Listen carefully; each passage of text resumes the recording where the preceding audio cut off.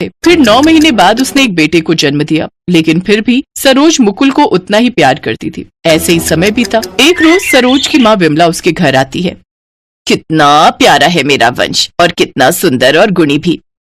हाँ माँ, मुकुल बड़ा ध्यान रखता है वंश का, दोनों भाइयों में बड़ा प्यार है। ये तू क्या कह रही है? मत भूल, सिर्फ वंश तेरा बेटा है और ये मुकुल तेरी सौतन का। धीरे धीरे दोनों बड़े हो रहे हैं, ऐसा ना हो बड़ा बेटा होने के नाते दामाद जी सब कुछ इसके नाम कर दे। इससे अच्छा है तुम इस कांटे को अभी बाहर निकाल फेंको। अपनी माँ की बात सरोज के मन में भी घर कर जाती है। एक रोज मुकुल स्कूल जा रहा होता है, तब सरोज वंश को गिलास भरकर दूध पीने को देती है। माँ, मुझे भी भूख लगी है, मुझे भी दूध दो ना।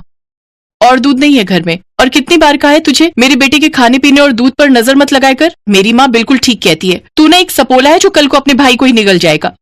सरोज अब अपने दोनों बेटों में भेदभाव करने लगी। जहाँ उसने मुकुल को सरकारी स्कूल में पढ़ने के लिए डाला, वहीं उसने अपने बेटे वंश को शहर के बड़े स्कूल में पढ़ने के लिए डाल दिया। बड़े स्कूल में जाने पर वंश अपने अमीर दोस्तों को पैसे खर्च करते देखता तो वो भी सरोज से पैसे मांगता और सरोज उसे चुपके से पैसे दे देती। सरोज स्कूल से आने के बाद मुकुल को खेतों में काम पर भेज देती। जाओ मुकुल, अब तुम स्कूल से आ गए हो तो अब खेतों में काम करने जाओ, और ये ले 2 रोटी अचार के साथ रख दी है, वहीं खा लेना। और वंश, आप मेरे लाल, मैं तेरे लिए पास्ता बना देती हूँ। मुकुल रोता हुआ खेतों में चला गया और पेड़ के नीचे रोते हुए वो सूखी रोटी खाने लगा। फिर 10वीं के बाद ही उसने मुकुल की पढ़ाई छुड़वा दी। ऐसे ही समय बीता, दोनों बच्चे बड़े हो गए। अब सरोज ने मुकुल की शादी गांव की एक सीधी साधी लड़की आरती से करवा दी, जबकि वंश शहर की एक मॉडर्न लड़की को ब्याह कर ले आया। लेकिन शादी के बाद वो अपनी बहू से कुछ काम नहीं करवाती, उसे पार्लर और घूमने फिरने भेज देती, जबकि आरती से घर के सारे काम लेती और मुकुल से खेतों के। साथ ही अपने बेटे वंश की जिद को दिन पर दिन पूरा करती गई और वो जितने पैसे मांगता उसे देती गई। धीरे धीरे सरोज और वंश ने मिलकर गोपाल को पूरी तरह मुकुल और आरती के खिलाफ कर दिया और उन्हें घर से निकलवा दिया। अब तुम दोनों यहाँ नहीं रहोगे, तुम दोनों जंगल में बने हमारे पुराने घर में चले जाओ। उसके अलावा तुम्हें देने के लिए मेरे पास कुछ भी नहीं है। सुना नहीं क्या कहा इन्होंने? चलो निकलो अब यहाँ से। गोपाल आरती के साथ वहाँ से चला गया। जाते हुए पीछे से गोपाल उसके पास आया।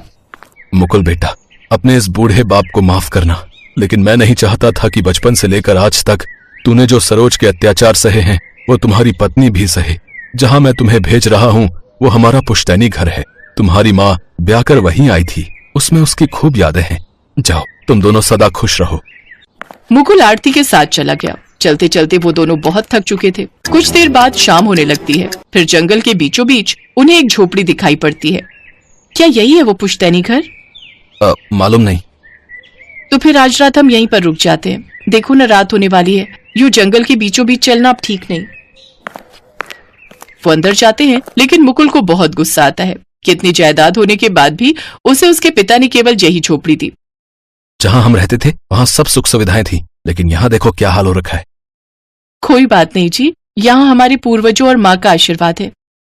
फिर वो दोनों उस झोपड़ी में सफाई करने लगते हैं और साफ करके उसमें रहने लगते हैं। अगले दिन घर में कुछ खाने के लिए ना होने के कारण वो दोनों जंगल में खाने का कुछ ढूंढने लगते हैं। कुछ फल लेकर वो दोनों उस झोपड़ी में लौटते हैं तो अंदर का नजारा देखकर हैरान रह जाते हैं, क्योंकि अंदर जाते ही वो झोपड़ी बिल्कुल राजमहल जैसी बन जाती है, जहाँ हर सुख सुविधा थी और ढेर सारे पैसों से भरा संदूक था। ये तो बिल्कुल राजमहल है। लेकिन ये चमत्कार कैसे हुआ? तभी वहां एक आवाज आई और मुकुल की मरी हुई माँ उसके सामने थी। बच्चों, ये तुम्हारी माँ का आशीर्वाद है तुम्हारे लिए। तुमने अपने बाबा की बात मानकर इस घर में रहना स्वीकार किया, इसलिए तुम्हारे सब पूर्वजों का आशीर्वाद बरसा है तुम पर। सदा खुश रहो बच्चों। आज से तुम दोनों को किसी चीज की कोई कमी नहीं होगी। माँ, मेरी माँ। इतना कहते ही उसकी आत्मा वहां से गायब हो जाती है। अब मुकुल और आरती की सारी परेशानियां खत्म हो गईं। अब उनके पास धन दौलत आ गई। अब मुकुल ने अपनी माँ के नाम के वृद्धाश्रम खोल दिए, जहाँ कई बेसहारों को पनाह मिली। एक दिन मुकुल को वृद्धाश्रम से एक फोन आता है। सर, आज हमारे वृद्धाश्रम में एक नया जोड़ा आया है जो काफी दुखी लग रहा है, ना कुछ खा पी रहा है। अगर आप एक बार आ जाते तो। मुकुल और आरती वृद्धाश्रम की ओर निकल पड़े। वो उस नए जोड़े के पास गए जहाँ दोनों कमरे में बैठे हुए होते हैं। नमस्ते माताजी। नमस्ते पिताजी। मुकुल की आवाज सुनते ही गोपाल और सरोज पलट कर देखते हैं। वो कोई और नहीं बल्कि मुकुल के माता पिता ही थे। माँ, बाबूजी, आप दोनों यहाँ? हमें हमारे कर्मों की सजा मिली है। जिस दिन हमने तुम्हें घर से निकाला उसके कुछ दिन बाद ही वंश और कनिका ने धोखे से हमसे सारी प्रॉपर्टी ले ली और हमें घर से बाहर निकाल दिया। मुझे माफ कर दो बच्चों, मैंने तुम्हारे साथ बहुत बुरा बर्ताव किया। आप माफी मत मांगिए माँ, और अब आप दोनों यहाँ नहीं, अपने इस बेटे के साथ उसके घर में ही रहोगे। अब वो मुकुल अपनी पत्नी और माँ बाबा के साथ उस घर में रहने लगा, तो वहीं दूसरी ओर वंश अपनी सारी प्रॉपर्टी जुए में हार जाता है और पूरी तरह बर्बाद हो जाता है, जिसके बाद उसकी पत्नी कनिका भी उसे हमेशा हमेशा के लिए छोड़कर चली जाती है। अंजलि बहुत दुखी है क्योंकि वो देख नहीं पाती है, वो अंधी है। अंजलि बचपन से ऐसी नहीं है, बचपन में वो देख सकती थी, लेकिन एक दिन उसके साथ एक हादसा हो गया। एक दिन स्कूल जाते समय रास्ते में एक गाड़ी ने अंजलि को जोर से धक्का मार दिया और अंजलि के सर के पीछे वाले हिस्से में चोट लग गई। उसे अस्पताल ले जाया गया, लेकिन डॉक्टर साहब ने साफ साफ कह दिया, देखिए लड़की तो बच जाएगी, लेकिन वो कभी भी देख नहीं पाएगी क्योंकि उसकी दोनों आंखें खराब हो गई हैं। उसके बाद से अंजलि अंधी हो गई। उसके माता पिता ने बहुत कोशिश की, बहुत सारे डॉक्टर भी दिखाए, लेकिन कोई फायदा नहीं हुआ। अंजलि अभी 25 साल की है, वो खुद का काम भी नहीं कर सकती है। उसकी माँ बिमला हमेशा उसके साथ रहती है। उसके पिता का नाम मनोहर है। मनोहर एक दुकान चलाता है और उसी से उन लोगों का घर चलता है। मनोहर और बिमला को बस एक ही चिंता है, सुनिए जी, हमारी बेटी 25 साल की हो गई है, अब तो उसकी शादी करवानी ही पड़ेगी। हाँ बिमला, वो तो है, लेकिन एक अंधी लड़की से कौन शादी करेगा? उसके लिए हमें दहेज में बहुत सारे पैसे देने होंगे। हमारे पास एक वो दुकान ही तो है, उसे गिरवी रखना होगा। इस तरह बिमला और मनोहर अंजलि की शादी को लेकर आपस में बात कर रहे होते हैं कि अंजलि ये सब सुन लेती है। वो एक छड़ी से रास्ता नापते हुए बिमला और मनोहर के पास जाती है और कहती है, माँ, दुकान गिरवी रखने की कोई जरूरत नहीं है, मेरे लिए आप लोग दुकान क्यों गिरवी रखेंगे? बेटी, हम तेरे माता पिता हैं, हम वही करेंगे जिसमें तेरा भला हो। तेरी शादी तो हम करवा के रहेंगे। अगले दिन मनोहर दुकान गिरवी रखकर बहुत सारे पैसे घर ले आता है और शादी के लिए 10 लाख रुपए दहेज देने का ऐलान कर देता है। ये खबर चारों तरफ फैल जाती है और अंजलि के लिए एक रिश्ता आता है। लड़के का नाम सुबोध है और उसकी माँ का नाम जानकी, और सुबोध की बहन का नाम पायल है। तीनों मिलकर अंजलि को देखने आते हैं। अंजलि अंधी होने के बावजूद सज धज कर उन लोगों के लिए मिठाई ले आती है। उसकी शादी पक्की हो जाती है। मनोहर जानकी को दहेज के 10 लाख रुपए दे देता है और कुछ ही दिनों बाद अंजलि और सुबोध की शादी हो जाती है। अंजलि ससुराल चली जाती है। पहले के 2-3 दिन तो अच्छे से ही गुजरते हैं, मगर उसके बाद वाले दिन जानकी अंजलि से कहती है, बहू, जाओ जाकर मेरा कमरा साफ कर दो। लेकिन माँ जी, मैं तो अंधी हूँ, मुझे कुछ भी दिखाई नहीं देता। तो क्या तुम्हें सर पर बिठा लें? तभी वहाँ पर अंजलि की ननद पायल आ जाती है और कहती है, भाभी, भूल मत जाना कि ये तुम्हारा ससुराल है, मायका नहीं जो तुम हमेशा बस आराम करती रहोगी। यहाँ रहना है तो घर का कुछ काम तो करना ही पड़ेगा। नहीं नहीं पायल, मैं आराम नहीं करती हूँ, वो तो मुझे कुछ दिखता नहीं है, वरना काम करने से मुझे कोई ऐतराज नहीं है।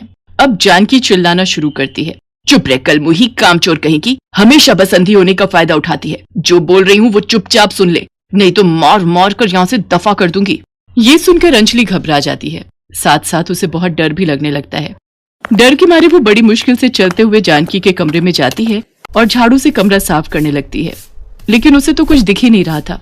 ऐसे ही साफ करते करते झाड़ू टेबल पर रखे हुए फूलदानी से जाकर टकरा जाती है और फूलदानी नीचे गिरकर टूट जाता है और उस आवाज से जानकी और पायल वहाँ दौड़कर चले आते हैं। हाय हाय, सत्यानाश कर दिया, तोड़ दिया, मेरा सब कुछ तोड़ दिया। अंजलि रोते हुए माफी मांगने लगती है, माफ कर दीजिए, मुझसे गलती हो गई है, मुझे पता ही नहीं चला कि वहाँ कुछ है, मैं तो अंधी हूँ। फिर से वही बात, माँ, भाभी ऐसे नहीं सुधरेगी। ये बोलकर पायल 2 डंडे लाती है और दोनों मिलकर अंजलि के ऊपर प्रहार करने लगते हैं।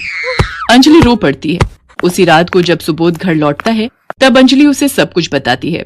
ये सुनकर सुबोध अपनी माँ और बहन को ही सपोर्ट करता है। अंजलि समझ जाती है कि ये लोग ऐसे ही हैं। उसके बाद से हर रोज अंजलि के ऊपर अत्याचार चलता रहता है। कुछ दिन बाद सुबोध जानकी से कहता है, माँ, आपने दहेज के लिए शादी करने को बोला, मैंने कर लिया, मगर मैं नंदिनी से प्यार करता हूँ, मैं उससे शादी करना चाहता हूँ। माँ, मुझे पता है बेटा, मगर उसके पहले इस अंजलि का कुछ करना पड़ेगा। मेरे पास एक आइडिया है माँ। पायल आइडिया बताती है और सभी वो करने के लिए राजी हो जाते हैं। अगले दिन सुबोध अंजलि को एक अच्छे आंखों के डॉक्टर के पास ले जाने के बहाने घर से दूर ले जाता है। वो अंजलि को लेकर एक जंगल में पहुंच जाता है। घना जंगल, चारों तरफ कोई नहीं है। अंजलि को कुछ अजीब सा लगता है। वो कहती है, ये तुम मुझे कहाँ ले आए हो? आसपास और कोई इंसान नहीं है क्या? हाँ है ना, तुम चिंता मत करो अंजलि, आज ही तुम्हारी आंखें बिल्कुल ठीक हो जाएंगी, तुम फिर से देख पाओगी। तुम यहीं पर रुको, मैं अभी आता हूँ, ठीक है? ये बोलकर सुबोध वहां से चला जाता है। अंजलि अकेली जंगल के बीचों बीच खड़ी रहती है। शाम हो जाती है। बहुत इंतजार के बाद भी जब सुबोध नहीं आता है तब अंजलि सब कुछ समझ जाती है और वो रोने लगती है। हे भगवान, ये मेरे साथ क्या हो रहा है, क्यों हो रहा है? मुझे पता है मेरे पति मुझे यहाँ छोड़कर भाग गया है। मैं अंधी हूँ, उसमें मेरी क्या गलती है? तभी वहां पर एक बूढ़ी औरत आ जाती है और अंजलि से कहती है, बेटी तुम्हारे पास कुछ खाने को मिलेगा? मैंने 2 दिन से कुछ नहीं खाया। अंजलि के पास सिर्फ 2 बिस्कुट थे। बूढ़ी औरत की दर्द भरी आवाज सुनकर अंजलि को दया आती है और वो 2 बिस्कुट उस औरत को दे देती है और अचानक से एक चमत्कार हो जाता है। वो बूढ़ी औरत जंगल की देवी में बदल जाती है। अंजलि, मैं इस जंगल की देवी हूँ।